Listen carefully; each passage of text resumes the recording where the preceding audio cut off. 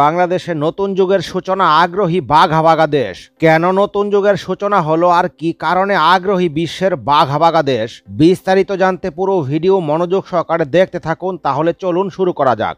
বছরের পর বছর আলোচনা, চুক্তি আর হিসাব নিকাশ শেষে অবশেষে সিদ্ধান্ত পরিষ্কার।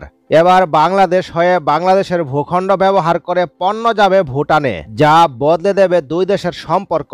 এই ব্যবস্থার সবচেয়ে রঙিন দিক হলো দুই দেশের জন্য এটি লাভজনক। ভুটান দ্রুত ও কম সময়ে পণ্য আনতে ও নিতে পারবে। বাংলাদেশ পাবে ট্রানজিট ফি, পর্যটন বাড়বে সীমান্ত এলাকায়, আর জীবিকা পাবে হাজারো মানুষ। ব্যবসার গন্ধে ভেসে উঠবে নতুন বাজার, নতুন শিল্প আর নতুন সম্ভাবনা। এই ট্রানজিট ব্যবস্থা ভবিষ্যতে আরো বড় প্রকল্প ডেকে আনবে। লজিস্টিক হাব, গুদাম, নতুন সড়ক, নদী পথ উন্নয়ন সব মিলিয়ে দক্ষিণ এশিয়ায় গড়ে উঠতে পারে বাণিজ্যের নতুন কেন্দ্রবিন্দু।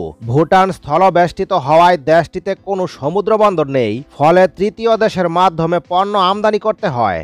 এক্ষেত্রে তারা বাংলাদেশের সহযোগিতা কামনা করছে। বাংলাদেশের ভূখণ্ড ব্যবহার করে থাইল্যান্ড থেকে পণ্য যাবে ভুটানে। এসব পণ্য থাইল্যান্ডের ল্যামচাবাং বন্দর থেকে চট্টগ্রাম বন্দর হয়ে সড়ক পথে লালমনিরহাটের বুড়িমারি স্থলবন্দর দিয়ে ভারতের পশ্চিমবঙ্গের চাংরাবান্ধা স্থলবন্দরের মাধ্যমে শিলিগুড়ি হয়ে অর্থাৎ ভারতের ভূখণ্ড ব্যবহার করে ভুটানের ফোয়েন্টশোলিং স্থলবন্দরে যাবে পণ্যগুলো। দীর্ঘদিন ধরে দক্ষিণ এশিয়ার বাণিজ্য রুট নিয়ন্ত্রণে রাখতে চাওয়া ভারত এবার তারা পুরোটাই হতাশ। কারণ বাংলাদেশ ও ভুটানের এই সরাসরি সমন্বয় ভবিষ্যতে আঞ্চলিক বাণিজ্যের নতুন শক্তির কেন্দ্র তৈরি করবে, যেখানে ভারতের প্রভাব তুলনামূলকভাবে কমে যাবে। এখন সেই প্রভাব পুরোপুরি বাংলাদেশের হাতে চলে আসবে। ইন্টারন্যাশনাল ট্রেড সেন্টারের তথ্য অনুযায়ী গত বছরও ভুটানের বৈদেশিক বাণিজ্য ছিল 189,58 মার্কিন ডলার। দেশটির বৈদেশিক বাণিজ্যের 79% বা প্রায় 149 কোটি ডলারের বাণিজ্য হয়েছে ভারতের সঙ্গে। বাংলাদেশ ও ভারত ছাড়া অন্য দেশের সঙ্গে দেশটির বাণিজ্য খুবই কম। গত বছরের হিসাবে যা ভুটানের মোট বাণিজ্যের 17% বা 32 কোটি ডলার মাত্র। ট্রানজিট চালু হলে এসব পণ্য বাংলাদেশের ভূখণ্ড ব্যবহার করে ভুটানে যাবে, অর্থাৎ বাংলাদেশের জন্য একটি নতুন সম্ভাবনার দ্বার খুলে গেল। বাংলাদেশে এক নতুন যুগের সূচনা হলো, কথাটি 100% সত্যি। দেখুন, চট্টগ্রাম থেকে ঢাকা পর্যন্ত সরাসরি তেলের পাইপলাইন চালু হলো। এই পাইপলাইন শুধু সময়ই বাঁচাবে না, বদলে দেবে দেশের জ্বালানি খাতের ভবিষ্যৎ। বাংলাদেশের জ্বালানি খাত দীর্ঘদিন ধরে একটি বড় চ্যালেঞ্জের মুখোমুখি ছিল।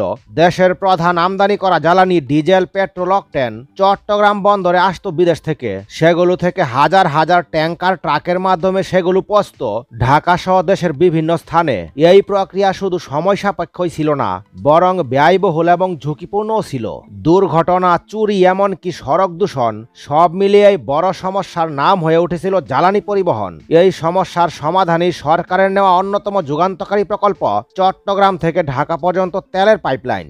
পাইপলাইনের দৈর্ঘ্য প্রায় 250 কিলোমিটার, যা চট্টগ্রামের পতেঙ্গা থেকে কুমিল্লা, চাঁদপুর, মুন্সিগঞ্জ, নারায়ণগঞ্জ এবং ঢাকার ফতুল্লা পর্যন্ত বিস্তৃত। এই পাইপলাইনের মাধ্যমে ঘন্টায় প্রাথমিকভাবে 280 মেট্রিক টন ডিজেল এবং পূর্ণ সক্ষমতায় ঘন্টায় 320 টন ডিজেল পরিবহন করা যাবে। ফলে বার্ষিক পরিবহন ক্ষমতা প্রায় 3 মিলিয়ন টন, যা ভবিষ্যতে 5 মিলিয়ন টনে উন্নীত করা যাবে। পূর্বে একই পরিমাণ তেল নৌপথ ও সড়ক পথে আনার বার্ষিক ব্যয় ছিল 326 কোটি টাকা, কিন্তু পাইপলাইনে তা হবে মাত্র 90 কোটি টাকা। সুতরাং প্রত্যেক বছর প্রায় 236 কোটি টাকা সাশ্রয় হবে। তেল আমদানি করা হবে বিভিন্ন আন্তর্জাতিক উৎস থেকে এবং সেগুলো খালাস হবে চট্টগ্রামে, তারপর পাইপলাইনে ঢাকায় পাঠানো হবে। দেখুন, সরকারের নেওয়া এই সকল ঐতিহাসিক পদক্ষেপ কিন্তু আমরা কয়েক বছর পর কিন্তু তার ফল পাবো। তখনই আমরা বুঝতে পারবো বাংলাদেশ আসলে অর্থনৈতিকভাবে কতটুকু উন্নতি হয়েছে। বর্তমানে আমরা হঠাৎ করে সেটা অনুধাবন করতে পারছি না, কারণ সবেমাত্র শুরু হয়েছে।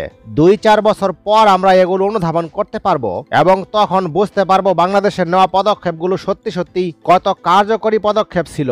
দেখুন, এই লম্বা তেলের লাইন যখন ছিল না তখন, অর্থাৎ পূর্বে তেল পৌঁছাতে নৌপথে 48 ঘন্টা লাগতো, এখন মাত্র 4-5 ঘন্টা লাগবে। এটি মূলত চট্টগ্রাম থেকে সরাসরি সংযুক্ত হয়ে চলে যাবে ঢাকা তেলের ডিপো পর্যন্ত। আগে যেখানে প্রতিদিন হাজার হাজার ট্রাককে ঢাকা চট্টগ্রাম মহাসড়ক পাড়ি দিতে হতো, এখন সেই চাপও কমে যাবে। এতে সড়ক দুর্ঘটনা কমবে, যানজট হ্রাস পাবে এবং পরিবেশ দূষণও কম হবে। সবচেয়ে বড় কথা, জ্বালানি সরবরাহে তৈরি হবে এক নতুন গতি। ঢাকার বিদ্যুৎ কেন্দ্র, শিল্প কারখানা কিংবা সাধারণ পাম্প সব জায়গায় নিরবচ্ছিন্ন তেল পৌঁছে যাবে সময় মতো। অনেকে ভাবছেন এত বড় পাইপলাইন চুরি বা নাশকতার ঝুঁকি আছে নাকি? আসলেই পাইপলাইনে ব্যবহৃত হয়েছে সর্বাধুনিক নিরাপত্তা ব্যবস্থা। সেন্সর সিস্টেম থাকবে, যাতে কোথাও ফাঁস বা তেলের ক্ষতি হলে সঙ্গে সঙ্গে নিয়ন্ত্রণ কক্ষে সিগন্যাল পৌঁছে যাবে।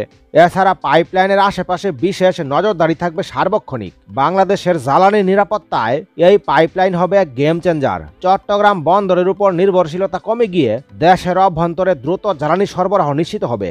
এটি শুধু ঢাকার জন্য নয়, ভবিষ্যতে এই লাইন থেকে উত্তরাঞ্চল এবং পশ্চিমাঞ্চলেও তেল সরবরাহ করা যাবে। এর ফলে পুরো দেশেই এক নতুন জ্বালানি বিপ্লব ঘটবে। এই বিশাল প্রকল্পে প্রধান সহযোগী দেশ হল চীন। চীনের আর্থিক ও কারিগরি সহায়তায় নির্মিত হয়েছে এই পাইপলাইন। প্রকল্পের বড় অংশের অর্থায়ন করেছে চায়না এক্সিম ব্যাংক। প্রযুক্তি, যন্ত্রপাতি ও প্রকৌশলী পাঠিয়েছে চীনা company China petroleum pipeline bureau CPP. বাংলাদেশের পক্ষ থেকে প্রকল্পটি বাস্তবায়ন করেছে বাংলাদেশ পেট্রোলিয়াম কর্পোরেশন বিপিসি। চীনের অর্থায়ন ও প্রযুক্তি আর বাংলাদেশের শ্রম ও পরিকল্পনার সমন্বয় শেষ হয়েছে এই পাইপলাইন প্রকল্প। সবচেয়ে বড় সুবিধা হলো তেলের সরবরাহ হবে দ্রুত, নিরাপদ এবং পরিবেশ বান্ধব। ঢাকা দেশের সবচেয়ে বড় জ্বালানি ব্যবহারকারী শহর। প্রতিদিন লক্ষ লক্ষ যানবাহন ও শিল্প কারখানার জন্য তেলের প্রয়োজন হয়। আগে ট্রাক দুর্ঘটনা, দেরি ও অতিরিক্ত খরচ ছিল বড় সমস্যা। পাইপলাইন চালু হয়, জ্বালানি সরবরাহ হবে নিরবচ্ছিন্ন। অর্থাৎ এই প্রকল্প শুধু একটি পাইপলাইন নয়, বরং দেশের জ্বালানি নিরাপত্তার একটি নতুন স্তম্ভ। বাংলাদেশ সরকার জানিয়েছে, ভবিষ্যতে চট্টগ্রাম থেকে শুধু ঢাকা নয়, সারা দেশের বিভিন্ন অঞ্চলেও পাইপলাইন নেটওয়ার্ক তৈরি করা হবে।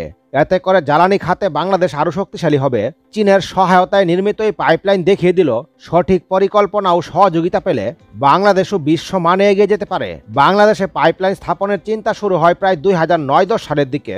তখন বিশেষজ্ঞরা বলেন, চট্টগ্রাম থেকে ঢাকায় তেল আনার সবচেয়ে কার্যকর উপায় হলো পাইপলাইন। কিন্তু রাজনৈতিক সিদ্ধান্ত, অর্থায়নের জটিলতা আর প্রযুক্তিগত দিক থেকে প্রস্তুতি না থাকায় প্রকল্প দ্রুত বাস্তবায়ন শুরু হয়নি। অবশেষে 2016 সালে বাংলাদেশ ও চীনের মধ্যে চুক্তি হয় এই পাইপলাইন নির্মাণের জন্য। চীন আর্থিক সহায়তা দেবে, প্রযুক্তি ও যন্ত্রপাতি সরবরাহ করবে, প্রকল্প বাস্তবায়ন করবে বিপিসি এর মাধ্যমে। সেই সময় থেকেই মূলত পাইপলাইন প্রকল্পটি আনুষ্ঠানিকভাবে শুরু হয়। প্রকল্পের কাজ শুরু হয় কয়েক ধাপে। সুতরাং সব দিক বিবেচনা করলে বাংলাদেশের জন্য এক নতুন যুগের সূচনা হলো। একদিকে বাংলাদেশের ভূখণ্ড ব্যবহার করে থাইল্যান্ড থেকে পণ্য যাবে ভুটানে, অপরদিকে বাংলাদেশের তেল চট্টগ্রাম থেকে সরাসরি ঢাকায় আসবে। আর এই তেলের পাইপলাইনে বিনিয়োগ করতে বাঘা বাঘা দেশ, বিশেষ করে সৌদি আরব, ওমান, কাতারের মতো দেশ, তারা কিন্তু বাংলাদেশে বিনিয়োগ করতে চাইছে। বাংলাদেশের এই সকল বড় বড় উন্নয়ন এখন টের না পেলেও হয়তো আমরা ভবিষ্যতে খুব শীঘ্রই টের পাবো। এ ব্যাপারে আপনাদের মতামত কমেন্টের মাধ্যমে জানিয়ে রাখুন। পরবর্তী নতুন ভিডিও সবার আগে পেতে লাইক, শেয়ার, কমেন্ট, সাবস্ক্রাইব করে রাখুন।